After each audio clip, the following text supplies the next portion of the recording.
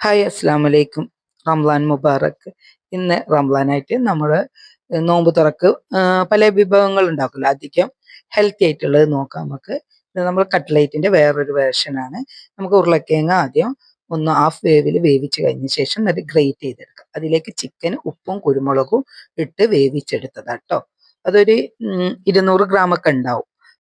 ഒന്നിച്ച് നമ്മൾ ചിക്കൻ വാങ്ങൂല, അതിൽ നിന്ന് എടുത്തതിനെ കൊണ്ടാണ് ഉണ്ടാവും എന്ന് പറയുന്നത്. അത്യാവശ്യം ഉണ്ടായിരുന്നു ചിക്കൻ. അതിലേക്ക് ഒരു വലിയ ഉള്ളി ചെറുതായിട്ട് കൊത്തിയരിഞ്ഞത്, മല്ലിയില, കരിവേപ്പ്, ഇഞ്ചി വെളുത്തുള്ളി പേസ്റ്റ്, ഒരു ഹാഫ് ക്യാപ്സിക്കം ചെറുതായിട്ട് അരിഞ്ഞത്, ഗരം മസാല ഒരു ടീസ്പൂൺ ഇട്ടിട്ടുണ്ട്, ഒരു കോഴിമുട്ട, പിന്നെ കുരുമുളക് പൊടിയാണ് ചേർക്കുന്നുണ്ട്.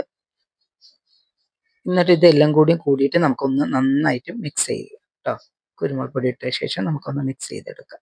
മിക്സ് ചെയ്ത ശേഷമാണ് കേട്ടോ ഞാൻ ചിക്കനും പിന്നെ ഉപ്പിട്ട് വേവിച്ചത് കൊണ്ട് ഉപ്പ് നോക്കിയിട്ടിടാം എന്ന് വിചാരിച്ചിട്ട് ഉപ്പിട്ടിട്ടില്ല. ഞാൻ ഇപ്പോഴാണ് ഉപ്പിടുന്നത്.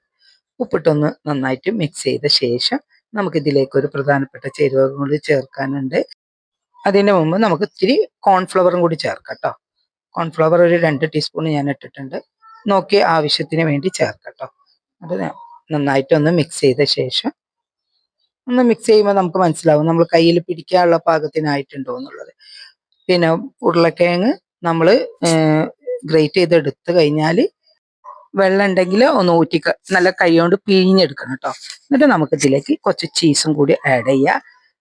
ഞാൻ ഗ്രേറ്റ് ചെയ്തത് അതിനെക്കൊണ്ട് പിന്നെ അങ്ങനെ കുറച്ച് ചീസും കൂടി ഇട്ട് നന്നായിട്ട് മിക്സ് ചെയ്യുക. എന്നിട്ട് നമ്മൾ കട്ട്ലേറ്റിനൊക്കെ പിന്നെ ഉരുട്ടൂല, അതുപോലെ തന്നെ നമുക്ക് ഉരുട്ടിയെടുക്കുക.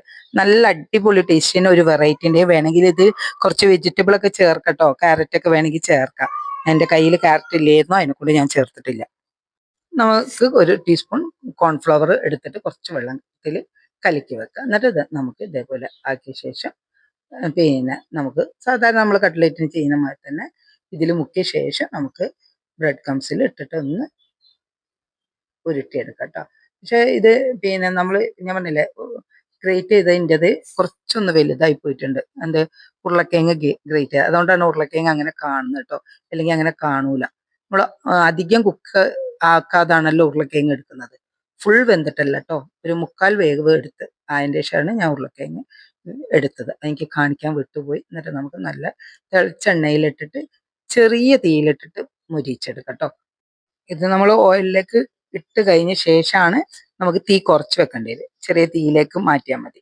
എന്നിട്ട് നന്നായിട്ട് മൊരിച്ചെടുത്താൽ നല്ല അടിപൊളി സൂപ്പർ കട്ട്ലേറ്റ് തയ്യാറായി. പക്ഷെ കട്ട്ലേറ്റ് ആണോ വെച്ചാൽ കട്ട്ലേറ്റ് അല്ല, എന്നാലും കട്ട്ലേറ്റിന് മൂത്താപ്പി ഇളപ്പൊക്കെ ആയിട്ട് വരും. നമ്മളിതിൽ ചീസ് ഇട്ടിട്ടുണ്ട്, ക്യാപ്സിക്കം ഇട്ടിട്ടുണ്ട്. നമ്മൾ കട്ട്ലേറ്റിൽ അതൊന്നും ഉപയോഗിക്കില്ലല്ലോ. ഇത് ശരിക്കും കട്ട്ലേറ്റ് അല്ല, എന്നാലോ രുചിയിൽ ഒരു കോംപ്രമൈസും ഇല്ല. നല്ല ടേസ്റ്റ് ഉണ്ടായിരുന്നു. കട്ട്ലേറ്റിനെക്കാട്ടിയും എനിക്ക് ടേസ്റ്റ് ആയിട്ട് തോന്നി. കാരണം ഈ ചീസ് ഉണ്ടായതിനെ കൊണ്ട് മാത്രമല്ല, പൊട്ടാറ്റോ ഗ്രേറ്റ് ചെയ്തിട്ടതിനെ കൊണ്ട് അതിൻ്റെ വേറൊരു ടേസ്റ്റ് തന്നെ ആയിട്ട് തോന്നുന്നുണ്ട് കേട്ടോ. നല്ല ടേസ്റ്റ് ഉണ്ടായിരുന്നു, നല്ല മൊരിച്ചലുണ്ടായിരുന്നു. കുറേ നേരം ആ മൊരിച്ചൽ നിന്നിട്ടുണ്ടായിരുന്നു കേട്ടോ. അടിപൊളി ടേസ്റ്റാണ്. എല്ലാവരും ഒന്ന് ട്രൈ ചെയ്ത് നോക്കുക. റംസാനിക്ക് പരീക്ഷിക്കാൻ പറ്റിയ എന്നാണ്. ധൈര്യമായിട്ട് ചെയ്തുകൊണ്ട് കേട്ടോ. വീഡിയോ ഇഷ്ടപ്പെട്ടാൽ ഷെയർ ചെയ്യുക, ലൈക്ക് ചെയ്യുക, വീഡിയോ കമൻറ്റ് ചെയ്യുക.